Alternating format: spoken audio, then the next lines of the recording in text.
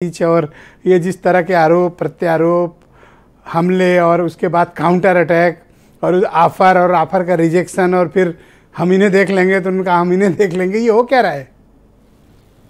देखिए, चुनाव 2024 का लोकसभा का होने वाला है और सारा वोट बैंक ओबीसी पर टिका है और लोगों की, राजनीतिक दलों की सियासत भी उसी के आसपास है। तो ऐसे में ये 2024 में ओबीसी वोट कैसे लिया जाए, इसको लेकर इस बयानबाजी को आप इस तौर पर देख सकते हैं। हालांकि इसको आगे चलकर परिवारवाद से भी जोड़ा गया, लेकिन परिवारवाद का एक मामला दूसरा है, ओबीसी की लड़ाई दूसरी है।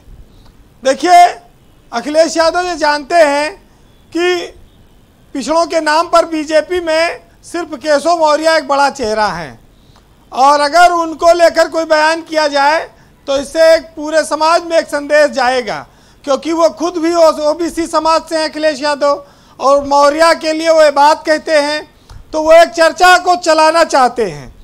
क्योंकि अभी कुछ देर पहले लोगों ने कहा कि मौर्य जी को उतना सम्मान नहीं मिलता या मौर्य जी को कई बार अलग अलग मंचों पे अलग अलग जगह बैठाया जाता है, तमाम सारी बातें आती हैं।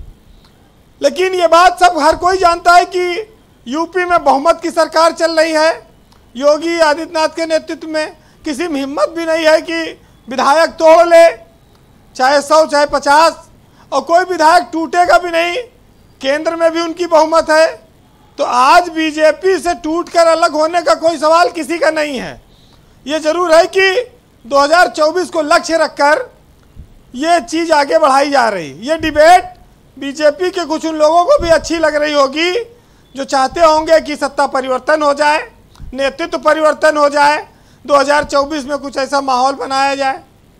बहुत सारी बातें आती हैं, लेकिन इस चीज़ में सबसे बड़ी बात यह है कि हम उत्तर प्रदेश जैसे विशाल राज्य में जहां हैं वहां पर उतनी हलचल नहीं है। आज हलचल एक दक्षिण में भी चल रही है, जहां पर एक राहुल गांधी यात्रा निकाल रहे हैं, भारत जोड़ो यात्रा।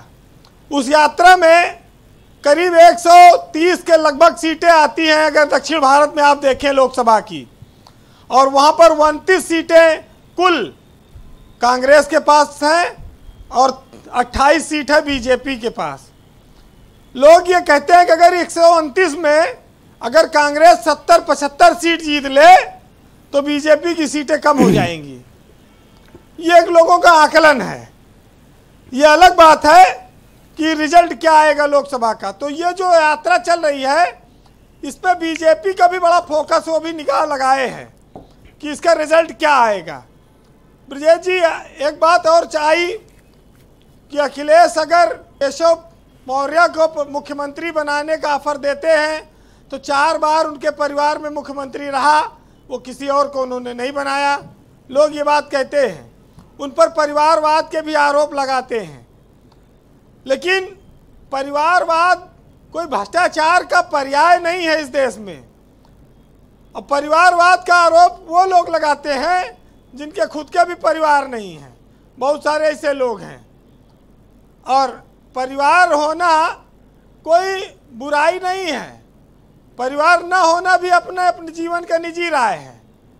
तो परिवार शब्द को खाली इस तरह जोड़ा गया सियासत में कि वो भ्रष्टाचार का पर्याय बनता जा रहा है, वो लोगों को एक दूसरे को विरोधियों की आलोचना करने का एक साधन बन गया। जबकि परिवारवाद में कोई बुराई नहीं है, इस देश में परिवारवाद से बड़ा फायदा भी हुआ है। और लेकिन आपने देखा होगा कि श्रीलंका जैसा देश परिवारवाद में बर्बाद हो गया। उनके यहाँ पर तो इनके दावों में कुछ दम है या फिर ये मनोरंजन के लिए, तंज के लिए, या ऐसे ही यूं ही बोल दिया?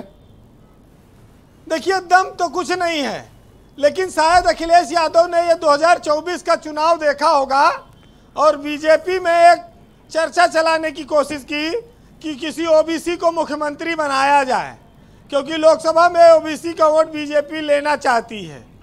बहुत सारे लोग इस बात का सपना पहले भी देखते थे कि योगी आदित्यनाथ दोबारा मुख्यमंत्री नहीं बनेंगे उत्तर प्रदेश में, लेकिन वो बने।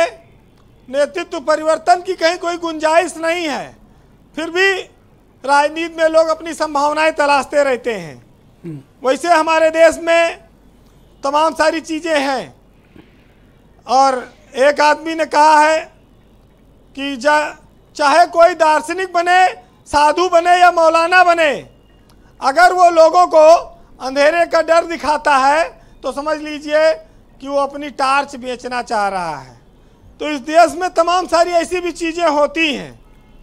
बहरहाल कबीरदास जी ने लिखा है जी कि गोधन गजधन बाज धन और रतन धन खान, और जब आवे संतोष धन पूरी धूरी समान।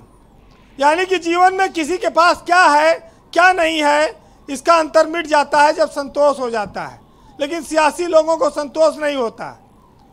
ब्रजेश जी, जिस पेड़ पर जितना ज़्यादा फल लगता है वो डाली अपने आप वैसे झुक जाती है, और जो डाली नहीं झुकती फिर वो टूटना शुरू हो जाती है। तो इस डाली को जबरन क्यों झुकाया जा रहा है? आम तोड़ने के लिए या कुछ उसमें लगाने के लिए? देखिए, सियासत में संभावनाएं तो बनी रहती हैं, इसमें कोई बुराई नहीं है, संभावनाओं का खेल है सियासत। लेकिन ये ज़रूर है कि अगर इंसान अपनी औकात से ज़्यादा किसी चीज़ को पाने की कोशिश करेगा तो फिर उसका नतीजा डाली टूटने की तरह ही आएगा। जी, बहरहाल कंक्लूड कर वीरेंद्र जी। कुमार विश्वास का एक बड़ा शेर है कि सियासी लोगों में जबानी जंग बहुत होती है।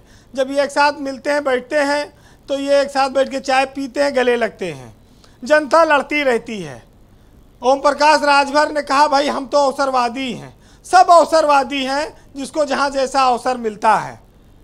जब बीजेपी कमज़ोर थी तो हर आदमी कांग्रेसी था, आज कांग्रेस कमज़ोर है, हर आदमी भाजपा ही है, हर भाजपा में भीड़ लगी है नेताओं की। तो कुमार विश्वास का एक शेर है कि मेरे जीने और मरने में तुम्हारा नाम आएगा, और मैं सांसें रोक लूँ फिर भी यही इल्ज़ाम आएगा। हर एक धड़कन में जब तुम हो तो फिर अपराध का मेरा, अगर राधा पुकारेगी तो फिर घनश्याम आएगा। मतलब पावर बुलाएगा तो जाना ही पड़ेगा। शुक्रिया वीरेंद्र जी, बहुत बहुत धन्यवाद। एसएन सिंह जी, आपको विपक्ष के किस बयान